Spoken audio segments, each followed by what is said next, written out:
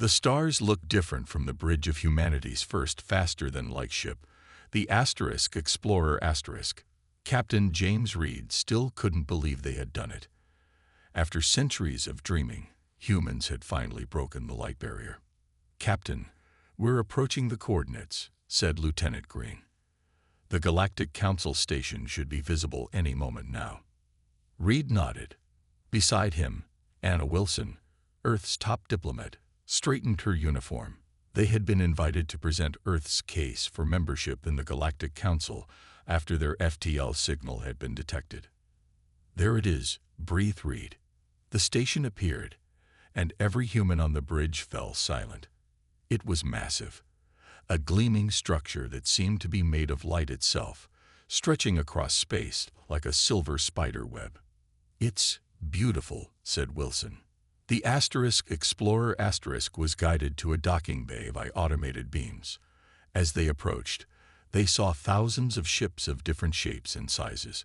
The Explorer *, humanity's pride, suddenly looked like a child's toy. "Remember," said Wilson as they prepared to disembark, "we represent all of Earth. No matter what happens, we stay calm and dignified." Reed nodded, but he felt a knot in his stomach. The council chamber was enormous. Dozens of different alien species sat in rising tiers around a central platform. Some looked almost human. Others were so strange that Reed's eyes couldn't make sense of them. "The representatives from Earth may approach," announced a translator device. Reed and Wilson walked forward. They had practiced this moment for months. "Honorable members of the Galactic Council," began Wilson, "we come in peace and friendship. Earth is ready to join the galactic community and—" A sound interrupted her. It took Reed a moment to recognize it as laughter. It started with a few council members but quickly spread. "Please continue," said the council leader, a tall blue being with 4 arms. "We find your enthusiasm refreshing." Wilson glanced at Reed, confused, but continued her prepared speech. The laughter grew. "Is something wrong?" Reed finally asked. "Wrong? No," said the council leader. "It's just that we rarely see such primitive species, so confident." A holographic display appeared, showing details of Earth's technology, biology, and history. "Your species still relies on chemical reactions for energy," said one council member. "Your bodies are mostly water. You sleep for a third of your day." More laughter. "And your brains, so simple, yet you managed FTL travel. It's like watching a bug build a spaceship." Reed felt his face burn with anger and shame. "We've overcome many challenges," Wilson said firmly. "We've ended wars, cured diseases." "Your wars were fought with metal projectiles and explosives," interrupted another alien. "The most basic weapons imaginable." "And you've only been in space for less than 2 centuries, added another. "Most species take at least a millennium to achieve what you've stumbled upon." The council leader raised a hand for quiet. "Earth representatives, we acknowledge your achievement in reaching us. However, the council has categorized Earth as a Class D civilization, barely above animals. You may establish a single trading post in neutral space, but full membership is millennia away." Reed stepped forward. "We deserve a chance to prove ourselves." "You have been given more than most Class D species receive," said the council leader dismissively. "Be grateful and return to your planet." As they walked back to their ship, Wilson's face was rigid with humiliation. "This isn't over," Reed said quietly. "They're wrong about us." "They treated us like a joke," Wilson replied. Reed nodded. "Then we'll have to show them just how unfunny we can be." As the Explorer * departed, strange energy readings appeared on the edge of council space. No one noticed except for a junior sensor operator who dismissed it as background noise. The universe had laughed at Earth today, but the day would come when that laughter would stop. 5 years had passed since Earth's humiliating first contact with the Galactic Council. On the edge of neutral space, a small trading post named New Horizon had become humanity's foothold among the stars. Dr. Tom Harris stared at his brain scans with growing excitement. The lab around him was small but filled with equipment that mixed Earth technology with pieces traded from alien merchants. "Kate, you need to see this," he called out. Engineer Kate Morgan looked up from her workbench, where strange alien devices lay in pieces. "What is it now, Tom?" "I'm busy fixing the power converter again." "Look at these brain wave patterns," Harris said, pointing to his screen. "Human brains process information completely differently from every alien species I've studied." Morgan wiped her hands on a cloth and walked over. "How is that important?" "I'm not sure yet," Harris admitted, "but it might explain why we think so differently." Outside the lab, New Horizon buzzed with activity. Human merchants tried to sell Earth goods while aliens from dozens of worlds passed by, often laughing or making jokes at the humans' expense. In the station's main control room, Admiral James Reed, formerly captain, looked out at the stars. His uniform was newer now, with more medals, but his eyes still held the same determination. "Admiral, the Council observer has arrived," announced his assistant. Reed nodded. The Council sent observers every month to make sure the primitive humans weren't causing trouble. The door opened, and a tall, slender alien with pale skin and large eyes entered. This was Lux, the new Council representative. "Admiral Reed," Lux said with a slight bow. "I am here for the standard inspection." "Of course," Reed replied politely. "Though I don't know what you expect to find that's different from last month." Lux's expression remained neutral. "Unpredictability is a known trait of Class D species. It is why we monitor you." Reed forced a smile. "Please, follow me." As they toured the station, Reed pointed out improvements and new trade agreements. Lux seemed unimpressed by everything. They reached Morgan's lab just as she was testing a modified alien engine part. "What is this?" Lux asked, looking at the altered technology. "I improved it," Morgan said simply. "Improved? You've removed the thermal regulator and replaced it with copper wiring." Lux sounded shocked. Morgan shrugged. "It works better now. Runs at 30% higher efficiency." "That's impossible," Lux stated. "Your modifications are completely illogical." "Yet it works," Morgan replied with a small smile. Lux turned to Reed. "This is exactly why we watch you humans. You don't follow proper engineering principles. You tinker and guess." Harris stepped forward. "Sometimes guessing works for us." Lux was about to respond when an alarm sounded. Reed rushed to a nearby console. "What's happening?" he asked the operator. "Sir, we're picking up unknown ships at the edge of our sensor range," the operator replied. "They don't match any known designs. Are they responding to communications?" Reed asked. "No, sir. They're not acknowledging any signals." Lux moved to look at the readings. "These energy signatures are unusual. I should report this to the Council." "Strange ships that don't talk," muttered Morgan. "That's never good." Harris studied the sensor data. "There's something odd about their movement pattern. It's almost like they're searching for something." Reed straightened his uniform. "Keep monitoring them. Let me know if they change course or respond to messages." As they watched, the mysterious ships drifted through space like dark shadows, silent and purposeful. "Admiral," Lux said quietly, "the Council may dismiss this report coming from humans. Would you permit me to take your sensor data as evidence?"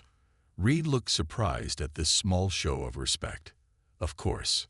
Neither of them knew it yet, but the universe's laughter at humanity was about to die in its throat. 2 weeks after the mysterious ships were spotted, Admiral Reed stood frozen in front of the main screen in New Horizons' control room. The footage playing showed scenes of destruction that made his blood run cold. Terrace Prime, one of the Galactic Council's major hub worlds, was under attack. The mysterious ships, now hundreds of them, moved through the Council's defense fleet like ghosts. Their weapons cut through the most advanced shields as if they weren't there. "This is bad," said Harris, standing beside Reed. "The Council's warships have the best technology in the galaxy." "Had," corrected Morgan, who was analyzing the weapon signatures. "Those unknown ships are tearing them apart." The room fell silent as they watched a massive Council battleship explode. It had been considered unbeatable, with defenses developed over thousands of years. "Play it again," Reed said suddenly. "Slower this time." As they watched the slowed footage, Reed pointed at the screen. "There. Did you see that? The attack pattern shifts just before they fire." Harris leaned closer. "You're right.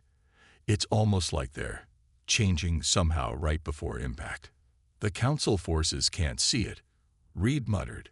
"They're firing at where the ships were, not where they'll be."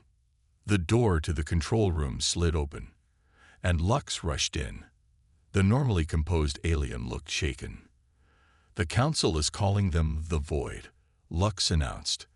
"They've attacked 3 more worlds since Terra's Prime." "Casualties?" asked Reed. "Millions," Lux replied quietly. "The Council's forces are failing."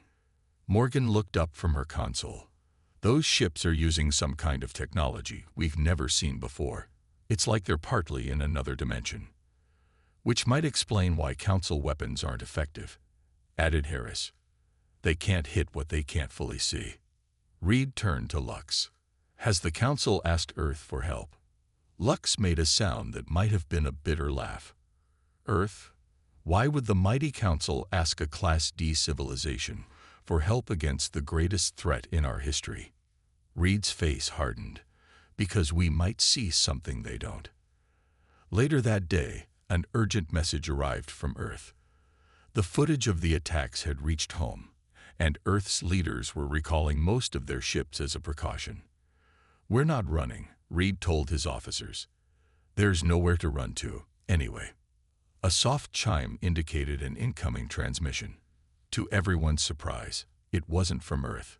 "This is General Tarn of the Council Defense Force," said a deep voice as a stocky, gray-skinned alien appeared on screen. "I need to speak with Admiral Reed privately." Minutes later, in Reed's office, the general's image filled the small screen on his desk. "I'll be direct, Admiral," said Tarn. "The Council is losing this war before it's even properly begun." "I've seen the footage," Reed replied. "The Void ships move in ways your weapons can't track." Tarn looked surprised. "You noticed that? Our top military analysts are still debating what's happening." Reed leaned forward. "General, we might be able to help.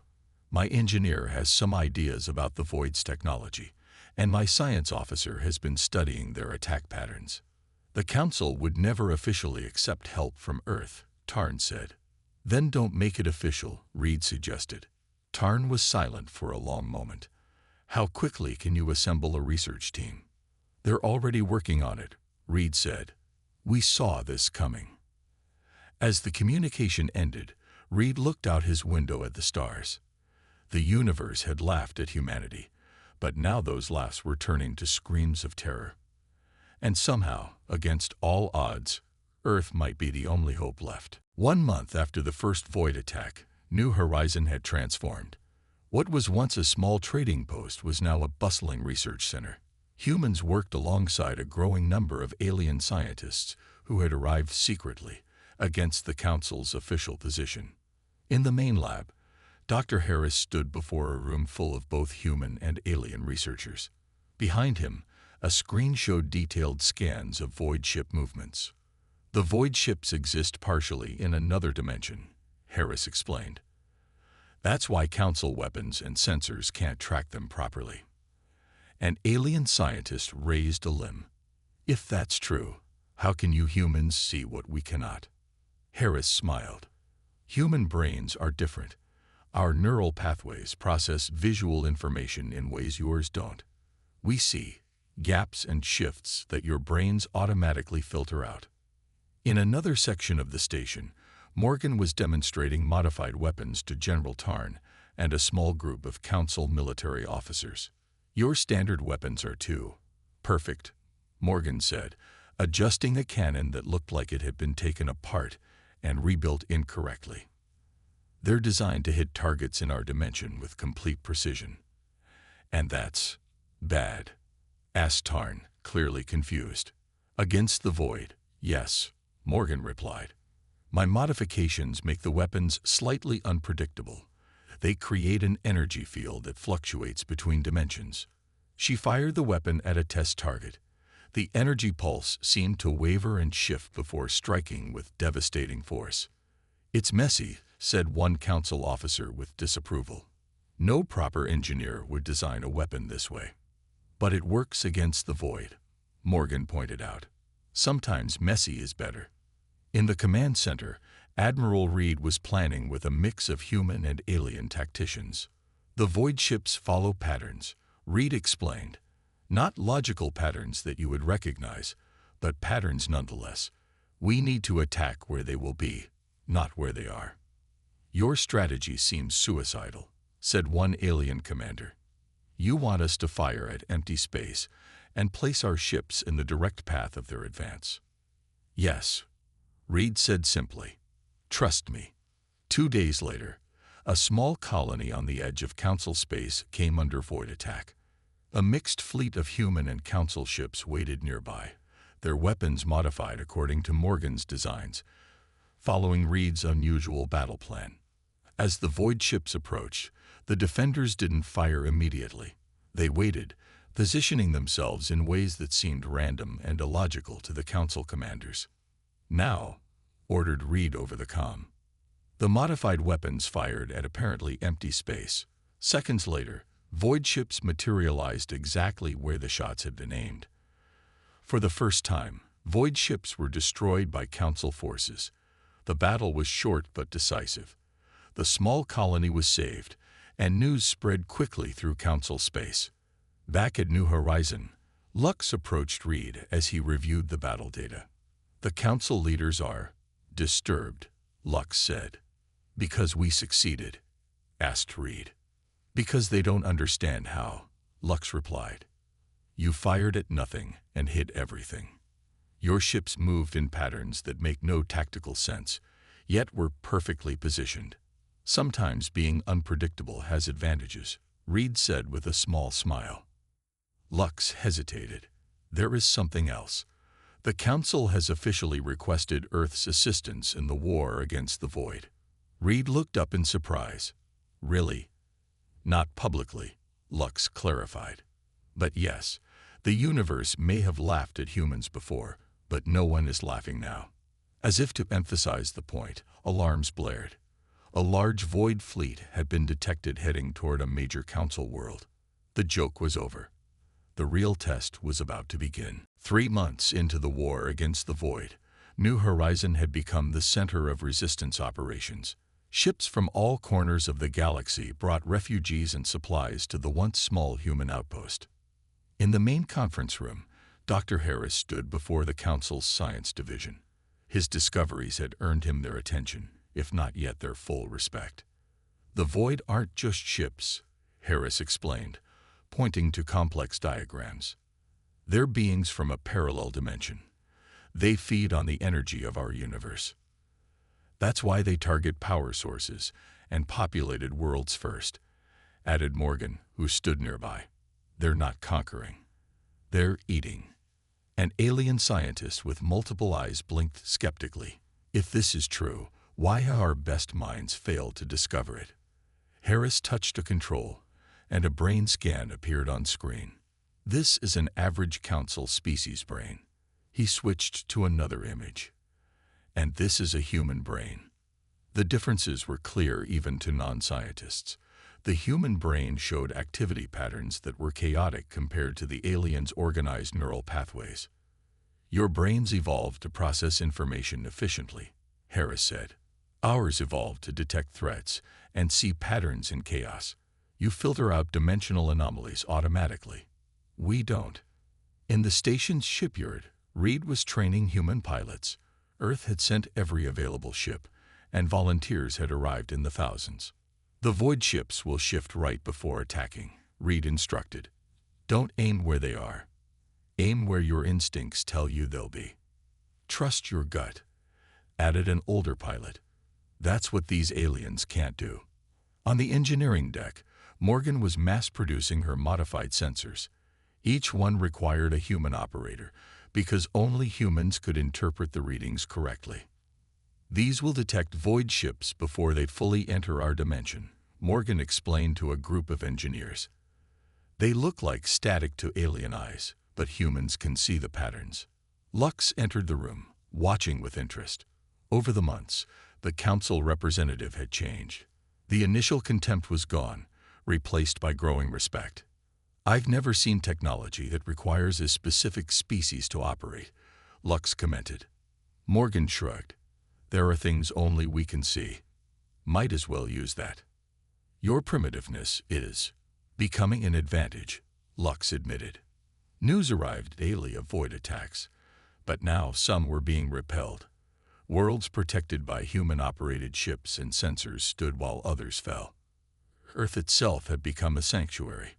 Alien refugees who once looked down on humans now sought their protection. Council ships with human crews and Morgan's modifications formed a defensive line that the void had yet to break. In Reed's office, he met with General Tarn and other military leaders. The void are changing tactics, Tarn reported grimly. They're avoiding human-protected areas and concentrating on vulnerable council worlds. They're learning to fear us, Reed said. Or they're saving us for last, countered another alien commander. The door opened, and Harris rushed in with Morgan. We found it, Harris said, his face flushed with excitement. The void's dimensional anchor point, the place where their dimension connects to ours. Can we close it? Asked Reed. Morgan nodded. Theoretically, but it's at the center of void territory now. We'd need to fight our way in. The room fell silent as the implications became clear.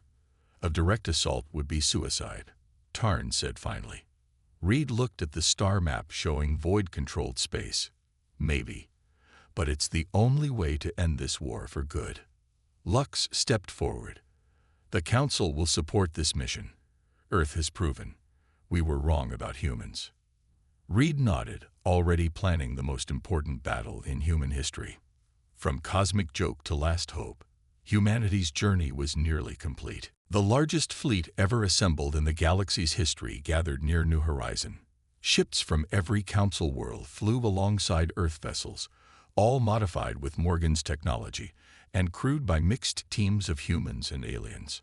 On the bridge of the flagship Defiance Admiral Reed looked at the star map showing their planned route into void territory. Once we enter their space, we'll have 8 hours to reach the anchor point, Reed explained to the fleet commanders. Any longer, and they'll overwhelm us with numbers. General Tarn nodded grimly. My ships will create a diversion at these coordinates. It should draw away their main forces. Remember, Harris added, the anchor point will look different to each species. Humans will see it as a pulsing darkness. Trust what your human crew members tell you. As the commanders returned to their ships, Lux approached Reed. I must tell you something, Admiral, the alien said quietly. A massive void fleet has been detected heading toward Earth. Reed's face paled. When? They will arrive in approximately 12 hours. Your home has minimal defenses with so many ships here. Reed closed his eyes briefly. We can't turn back. If we don't close the anchor point, Earth falls anyway. I know, Lux said. I volunteered to lead the defense of Earth with the remaining ships. Reed looked surprised. You? Your people saved mine when the void attacked my homeworld, Lux replied. It's time I returned the favor. As Lux departed, Morgan entered with a small device. This is it, she said, placing it on the table. The resonance bomb. Once we reach the anchor point, this will collapse the dimensional bridge. Will it work? Reed asked. In theory, Morgan replied. We couldn't test it fully. That's reassuring, Reed said with a small smile. The fleet launched, thousands of ships moving in formation toward void space. As they crossed the border, swarms of void ships appeared to meet them. All ships engage according to plan, Reed ordered. The battle erupted across space. Human pilots predicted the void ship's dimensional shifts, firing weapons that could hit them between realities. Council ships protected them with modified shields that flickered between dimensions. On Earth, panic spread as the Void Fleet approached. Military leaders ordered people into underground shelters, but many refused to go. "If we die standing," an old woman told a news reporter. Lux commanded the defense from orbit, watching as ordinary humans volunteered for dangerous missions and improvised weapons from everyday technology. "Your species never ceases to surprise me," Lux told a human officer. Back in void space, Reed's fleet fought its way toward the anchor point. Ship after ship fell to the void attacks, but the formation held. "We're taking heavy losses," reported a bridge officer. "Keep pushing forward," Reed ordered. Harris studied his sensors. "The anchor point is just ahead. It's bigger than we expected." On the main screen, a massive swirling darkness appeared. To alien eyes, it looked like a strange distortion in space. To humans, it was a churning black hole that pulsed with malevolent energy. "That's where they're coming from," Harris said. "Their whole dimension is pushing through that point." Morgan checked her device. "The resonance bomb needs to be placed at the exact center. Someone has to take it there manually." Reed looked at the terrible darkness ahead, then at the crew who had followed him this far. "I'll do it," he said quietly. As Reed prepared to leave on a small craft with the bomb, news arrived from Earth.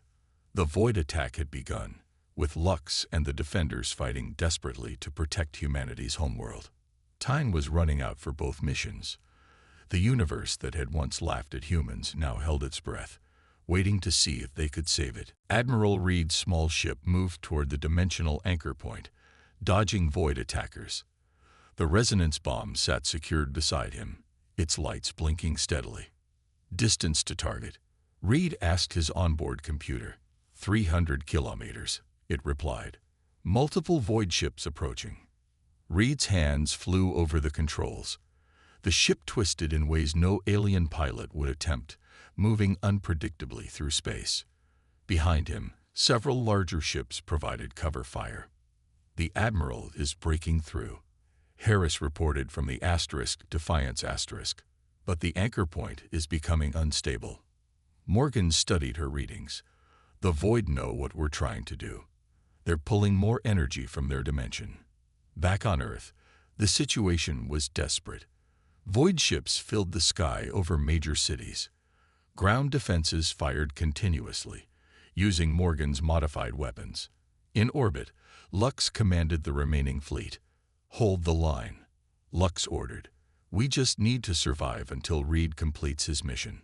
On the ground, civilians joined military forces. People used whatever weapons they could find, even modified household tools.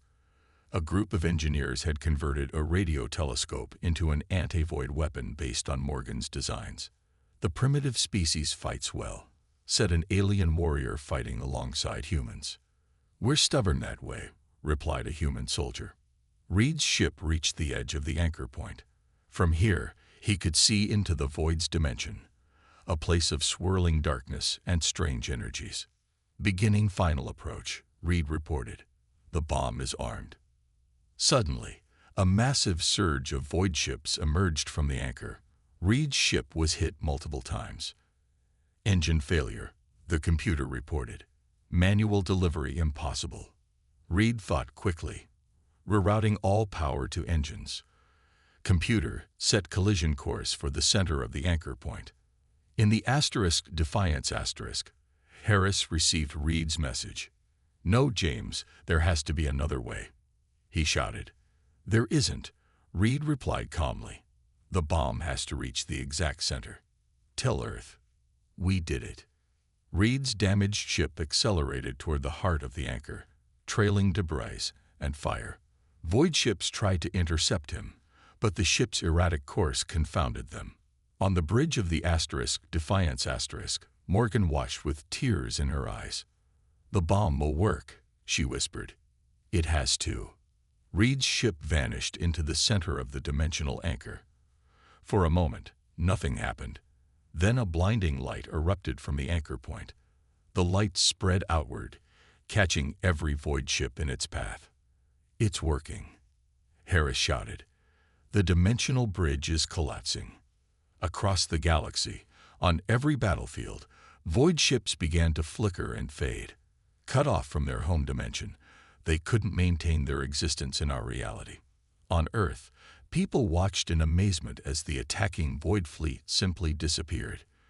Cheers erupted worldwide as news spread of victory. 3 days later, representatives from every council world gathered at New Horizon. The council leader, who had once mocked Earth as primitive, stood before a crowd of humans and aliens. "Today, we acknowledge humanity not just as equals, but as saviors," the leader announced.